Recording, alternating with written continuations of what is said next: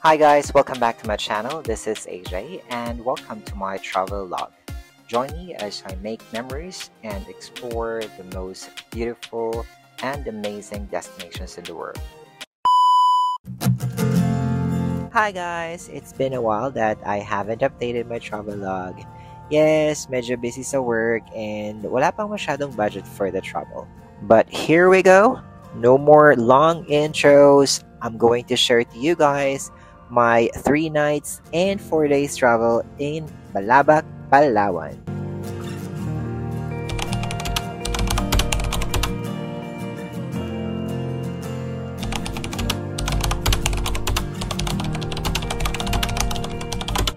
So get ready and I'll tour you sa paraiso ng Balabac.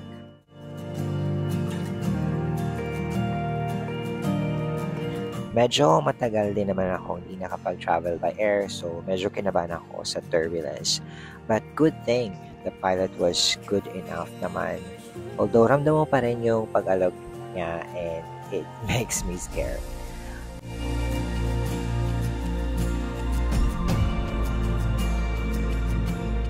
Finally, lumapag na kami and the weather is giving a positive vibe, especially nung lumapag na kami sa Puerto Princesa.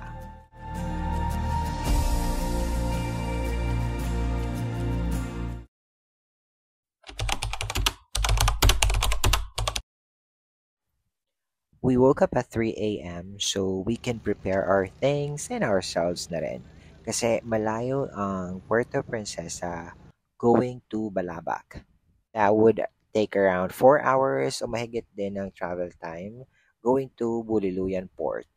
We stopped here for registration, which is the normal protocols when traveling. The transfer van, by the way, and the ferry are already included in the package. We got our package from Camp Malaya, travel and tours around 13,000 pesos. Good morning, Palawan. So we are here in Pulil. Ay, ang ganda ng ano. Ang linaw, oh. Yes. So we are going to Balabac na. And we're just headed to our ferry boat. Wow, Speedboat. speedboat. Ang ganda na ano, oh.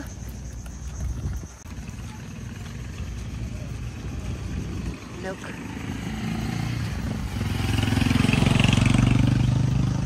Chai.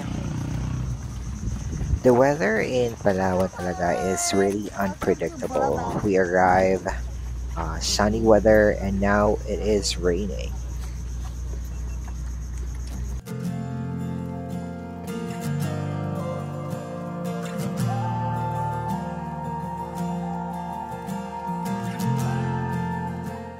Our first stop is in Patawan Island. We stayed here for an hour only. We just had a quick dive sa tubig since almost of our time ended on taking photos and videos for Reels and TikTok. But I won't blame them since the place is really beautiful and magandang talaga siyang kunan. I really love it. Ayun, we are headed na to our campsite.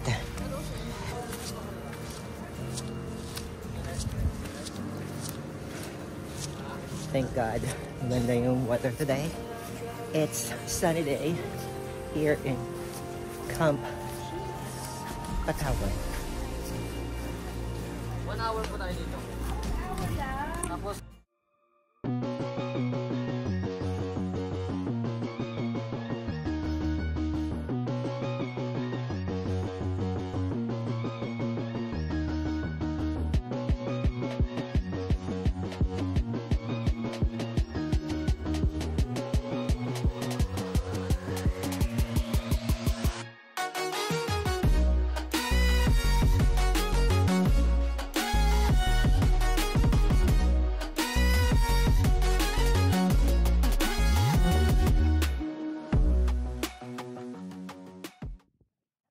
Yes, anong kaganapan 'to? Ang hirap pala maging content creator, yung tipong iisip ka ng mga gagawin and ide-direct mo yung mga kasama mo.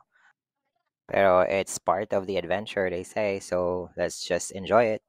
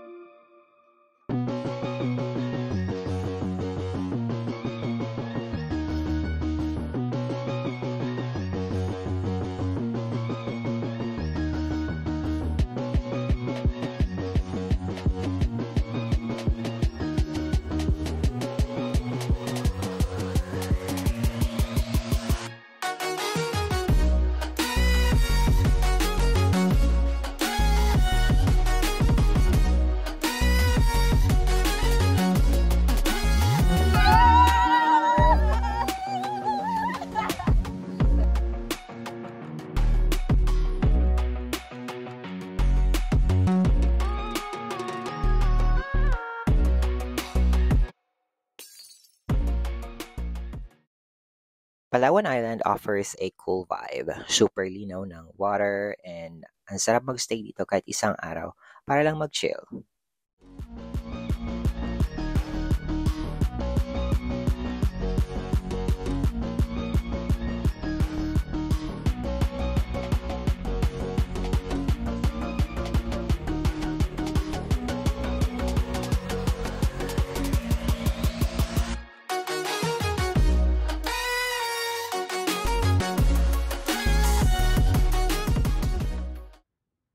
Alright guys, time to pack up and move on to the next island.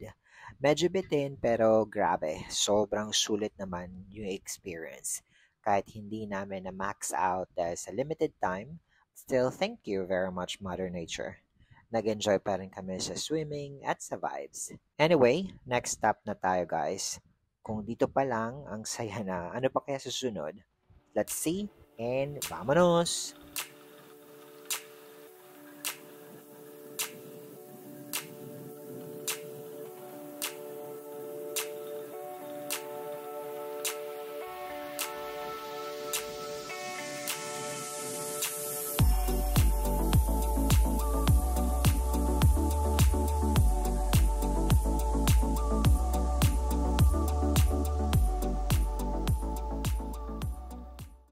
The fun hasn't ended yet.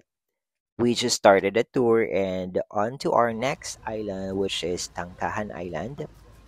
This island is astonishingly beautiful. Yung sumalubong sa amin is this cute and adorable dogs. Para sila mga tao, they're so sociable dogs. Aside from the hospital dogs, the view, I mean, look at it. Oh my God, ang ganda niya as in. Grabe, like super gamit na gamit na yung word na maganda to describe this place. The crystal water and the fine sand, I'm just so blessed to experience this nature adventure.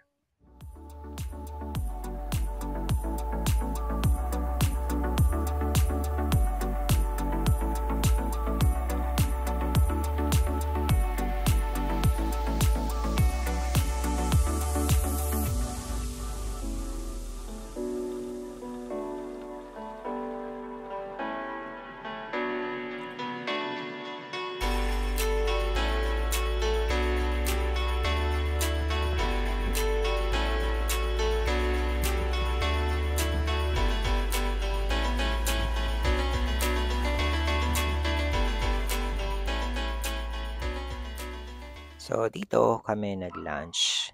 We enjoyed the fresh crops and chicken adobo and some watermelons. These foods are so good for the view. Pero I haven't took a video since I was so gutom.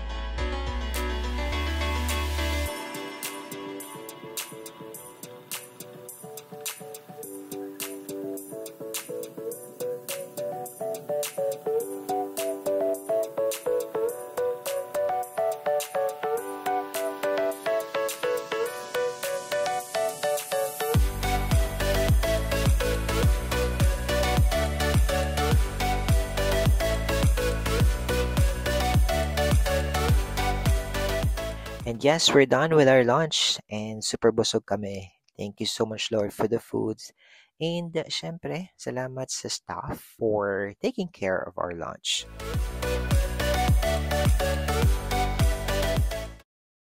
And look at that, another mesmerizing part of the island that can't help but to be amazed.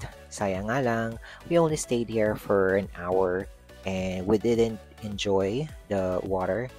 Muntik na nga kaming maiwanan ng bangka. Hey, Jason! Ganda dito, guys! Sa Balatag. Anong camp na to? Sangkaan. Sangkaan Island.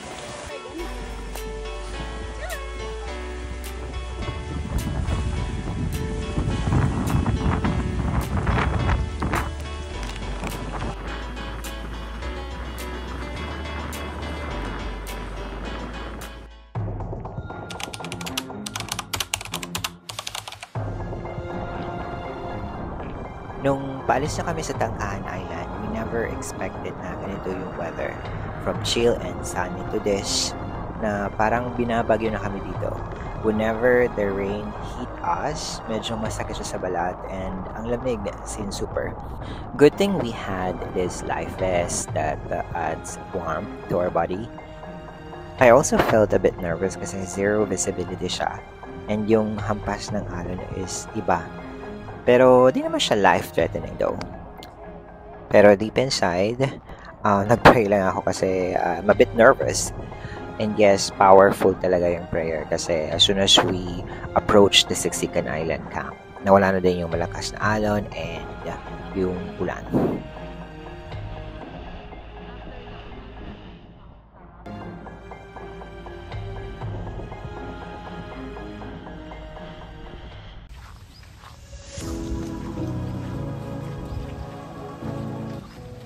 I was just wondering bakit kami dumaan sa likod ng campsite. Maybe because of the water, medyo mababaw sa harap ng campsite and hirap yung bangka dumaong. But nevertheless, the view of the palm trees really beautiful and super ganda talaga as in baka island vibes.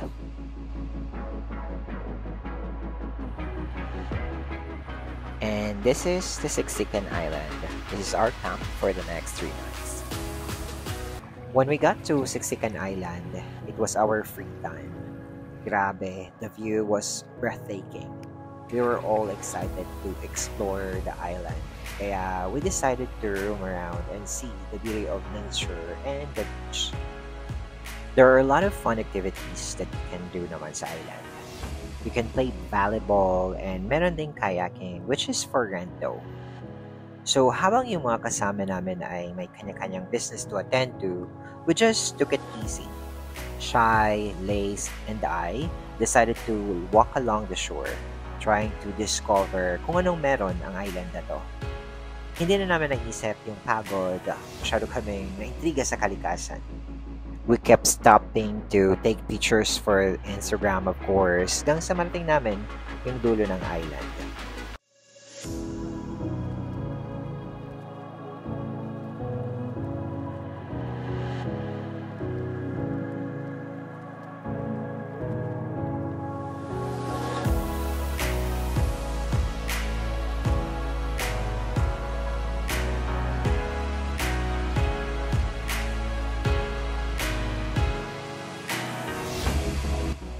Actually, hindi lang basta picture taking.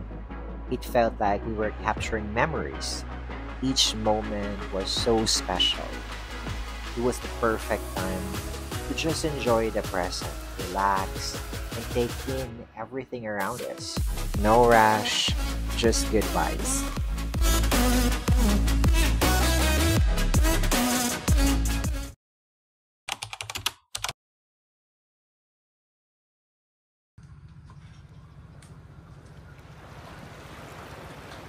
Good morning, guys!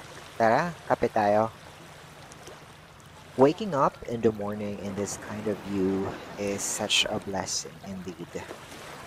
A cup of coffee with friends makes me energized and appreciate how beautiful it is to wake up every morning. Kahit na we have so many challenges in our life. Having this kind of view is like a pause in our daily life, a time to recharge. Just like the battery sa mga cellphone natin, we need this kind of pause to get courage in another battle of our lives.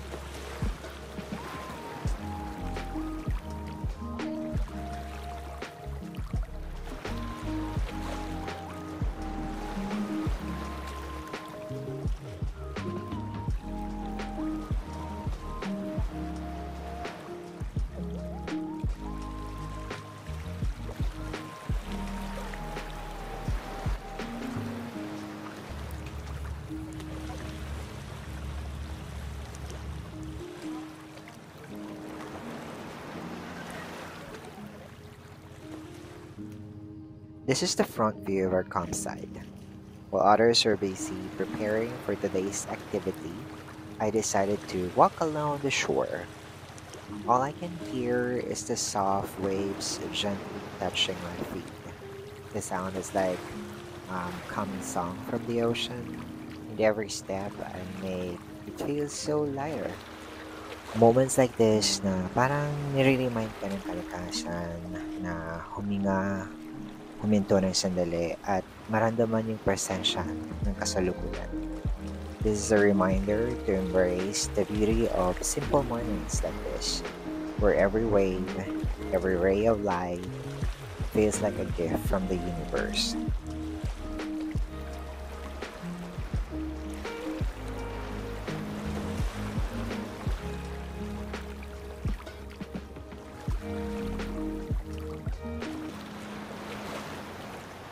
I'm just so amazed at how beautiful this morning is. Look at the sun. It gives me so much positive energy, as if it's encouraging us to embrace the day ahead.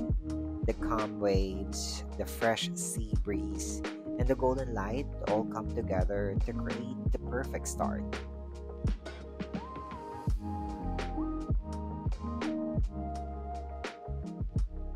So, eto pala ang aming campsite. May cute na name hut and mga coconut trees na parang bodyguards namin. Super fresh ng vibes dito. Parang yung eksena sa isang postcard. This is so good para mag-unwind, enjoy, and syempre mag-picture-picture para sa gram.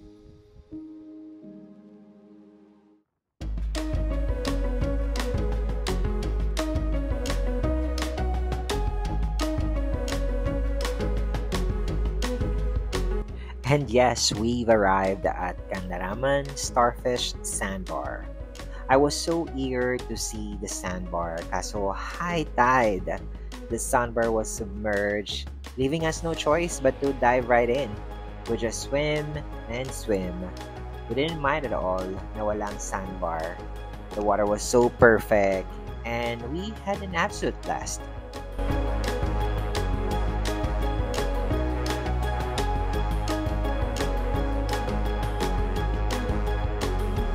Your bestie and my bestie sit down by the fire.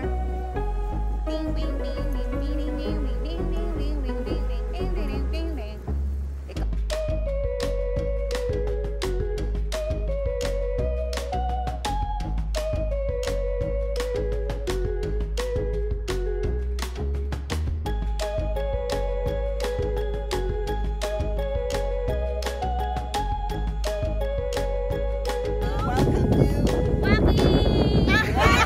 So, that wraps up this Balabak vlog for now. I hope you enjoyed joining me on this adventure. It's been an unforgettable experience exploring the beauty of the island, even with some unexpected twists like high tide at the Starfish Sandbar and yung bagyo in the middle of the sea. But that's fine. That's what makes these trips even more memorable, right?